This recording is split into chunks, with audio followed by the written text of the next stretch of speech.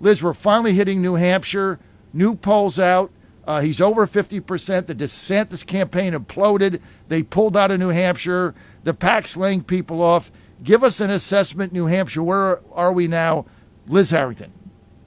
Hey, John, good to see you. Well, President Trump has hit the ground running. He's been to New Hampshire so many times, but he's going to not take anything for granted, of course. He's going to be there all weekend going into this important vote. I mean, the people, they want President Trump. It's so clear after that historic showing in Iowa. But he's focused on the task at hand. It's beating back this uniparty donors, propping up these loser candidates. But that's the job that he's got to do, and we're focused on finishing it with him. So, he blasted the border, any kind of a border deal yesterday. President Trump came out, blasted it, said it was ridiculous. It shouldn't get done. We've got another CR that's come out now. Looks like Mike Johnson sold us out again.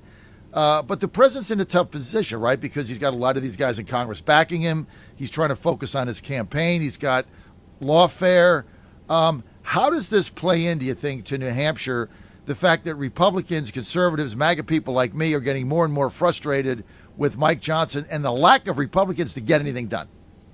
Well, I think it's just continued validation that everyone knows that President Trump is the only one who's serious about stopping this invasion. And he's done it once before. We had the most secure border in our history. And unfortunately, it's just been completely wide open with no resistance from the Congress. And it's just unbelievable, John. I mean, you see what President Trump said. Why would you cut a deal unless you got everything, which is the basic necessity of what government is even for?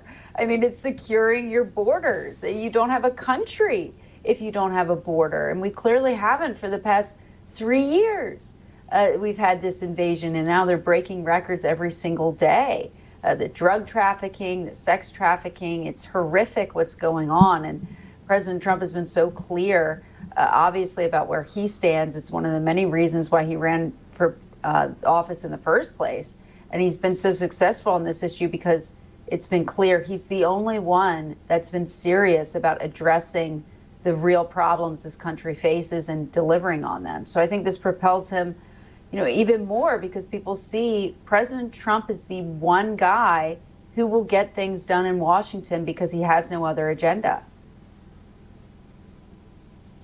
Liz, he had another victory yesterday. There's been so many of them. I know Washington State basically said he's got to go on the ballot. But then the courts in Maine overturned the whack job communist state, whatever she is, Secretary of State, didn't get elected, got appointed by the House. It took him off the Maine ballot. He got reinstated there. What was the president's reaction to getting reinstated in Maine? And then they presented their argument in front of SCOTUS yesterday. Can you break those two things down for us, Liz? Sure. And obviously, as President Trump said in his interview last night, you cannot take away the choice of the American people. I mean, he just won by over 50%. It's never been done in the Republican caucuses in Iowa. And that's proof of why they're trying to take him off the ballot. They did paper ballots there, counted in public. It's very clear when President Trump is on the ballot and it's a free and fair vote, it's not close. It's a landslide. And so that's clearly their motivation. They're terrified. That's why they're sending Democrats to try to prop up Nikki Haley, who's really just another Democrat in New Hampshire. So all these things kind of work together. And so we gave some great arguments. Clearly, the Constitution is on our side. You cannot take away the choice of the American people. It's just that simple. Otherwise, we do not have a constitutional republic.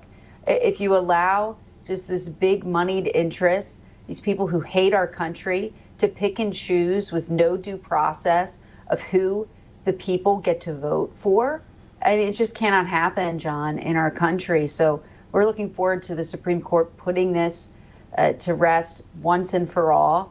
But we're happy to see that this really hasn't succeeded anywhere outside these radical judges and as you said, unelected bureaucrats who are trying to disenfranchise and steal an election before ballots are even cast.